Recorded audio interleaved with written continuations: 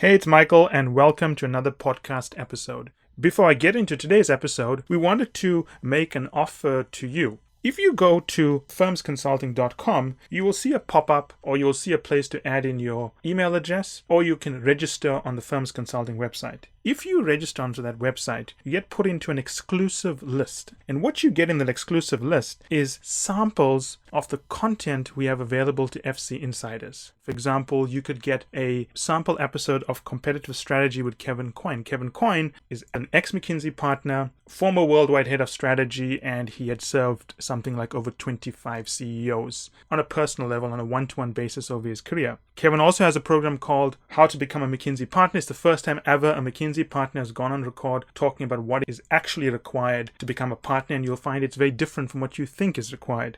How to Develop Deep Insights, which I have put together, one of our most popular programs, the Electric Car Startup. You will get sample episodes of all of those programs and more if you sign up to this list.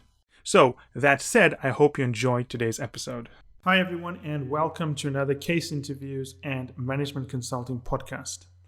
Today's episode is based roughly on an article that appears on FIRMSconsulting.com. So if you go to FIRMSconsulting.com and you search for McKinsey Principal, what I have there is an article based on a conversation with a recent client. Actually, it's a conversation I've had just a few days ago. And similar clients who are at the McKinsey Associate Principal level, and we want to help them get to the McKinsey Principal and then McKinsey Director level. So we have actually a lot of clients across the spectrum of levels within McKinsey, BCG, and Bain, and we have a lot of them at the partner level. We don't just coach people to join McKinsey. As ex-partners, we know how to navigate the partner politics and get people there, and we didn't have a lot of clients at that level. But what the article focuses on is some of the advice I gave him to understand how he needs to move from AP to principal. Principal is non-equity partner.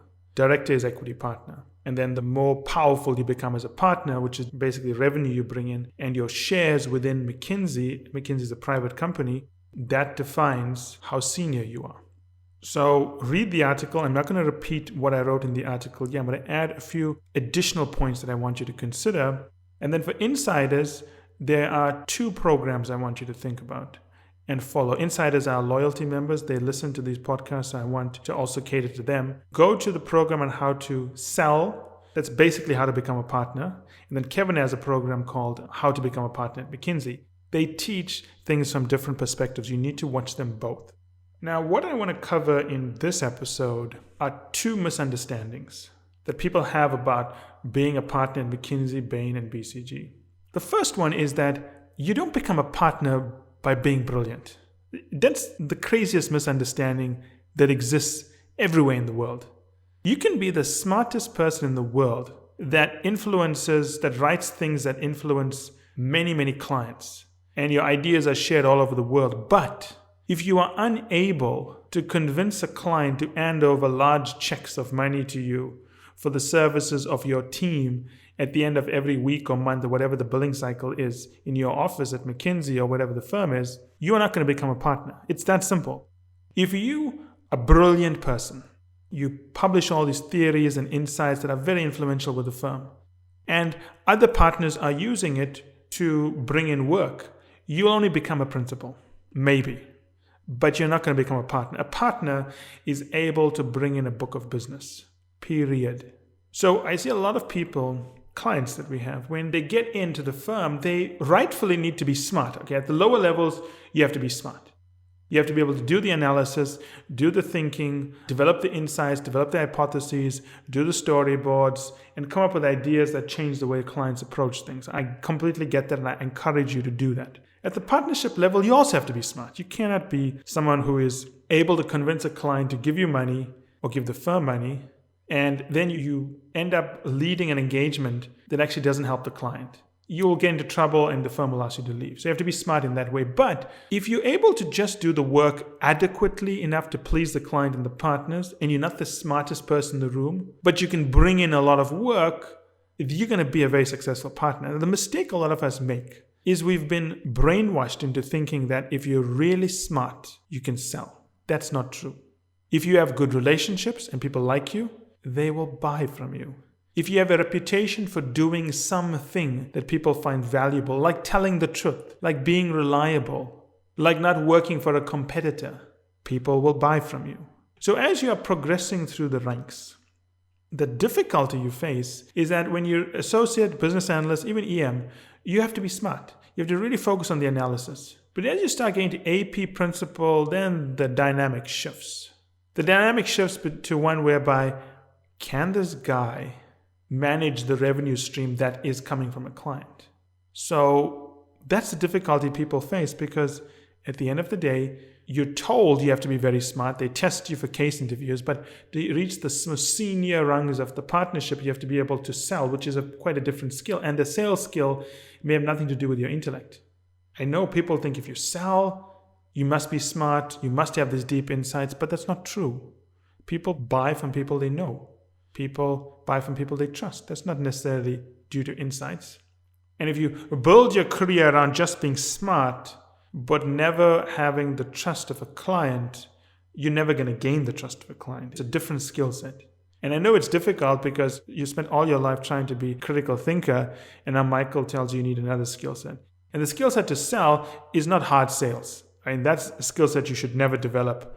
People talk about non-salesy sales. It's still salesy. So that's the first misunderstanding I wanted to bring up. Then I want to bring up the second one, which is, when I say sell, I don't mean you have to go out there and bring in your own clients. Let me explain to you how it works. Once you become to equity partner level director, it doesn't mean you're all by yourself, meeting clients and trying to bring in work. No, it does not mean that. Because even when you become an equity director, there are more senior equity directors. There are many senior equity directors, and you could be part of that senior equity director's team. So the senior equity director has the main relationship with the client, knows the CEO, knows the CFO, knows the COO, and he could bring you into his team such that rather than you going up and trying to find your own clients, your job is to maintain an existing relationship. So when that senior partner is away and can't deal with something, you as the equity director representing the senior partner is responsible for managing the relationship such that A, the client keeps paying you for the work you are doing. B, expands the scope, assuming there's a legitimate reason to expand the scope, and you manage that discussion with the client. And C, you find new sources of revenue within that existing client. So when a lot of people get to a certain point, they make this horrible mistake of saying, well, I need to start selling. I need to go out there and do it. No, you don't have to do that. You can become, and you usually are going to be part of some senior partner's orbit, his family, and you're going to help him or her maintain that account. You can spend your entire career at the firm being part of some senior partner's orbit. There's nothing wrong with that. There's always different degrees of partners. So when I talk about selling, I explain this in much more detail in the 21-day program in terms of how to sell, but don't think you have to be a lone wolf who jumps out there and goes out and cold call clients and try to bring in sales by yourself. No, in many cases, you will be working with a senior partner, not even to sell, but to protect the revenue stream he has. Let me put it this way. If you protect 10% of a $60 million a year account, if you protect 10% of the revenue stream of a $60 million a year account to the firm, you are far more valuable than someone who went out there, killed himself, and inefficiently brought in $2 million worth of work. The firm, that's what they look for at the end of the day. Unfortunately, society and television makes it look like all success is an individual effort, and all planning and all endeavors must be an individual effort, and it doesn't have to be that way. So as you are thinking about sales, and you're at that point where you have to sell within a consulting firm, remember, it's not about insights, it's not about the most brilliant person who becomes able to become a partner by building a sales-based or revenue-based relationship with a client. It has nothing to do with your insight. You have to be smart enough, obviously, not to cause dramatic trouble for you and the firm and the client, but the smartest guy isn't always the best at sales. In fact, the smartest guy is almost never the best at sales. You have to be good enough. Because we tend to have this belief that all partners are uniformly the same. Obviously, they're not. They're a group of people, and they're going to be plotted on a distribution, with some being very bright, some being bright but not as bright, and a lot in the middle. And then if you plot another curve in terms of who's good at sales, I can tell you now it's not going to be the smartest guys in the room. The other ones are going to be writing books and going on talk shows and espousing their theories and so on. And some of them will be good at sales, but there's not the defining factor in being able to sell. And when you do get to the point where you need to go out there and sell to clients and not, share in credit only, then you can build a tremendous career. And you should start off your career by working with a senior partner to protect his business within the firm. Because if you are helping him protect his $60 million account, I can assure you he wants to promote you, because promoting you helps him protect his business. You're protecting his revenue stream, and he's going to motivate for your promotion, because that's how it works. The firm doesn't make you a partner. As I explain in the article, a senior partner in his team motivates for you to become a partner, and then the partnership committee selects from the people put forward to them.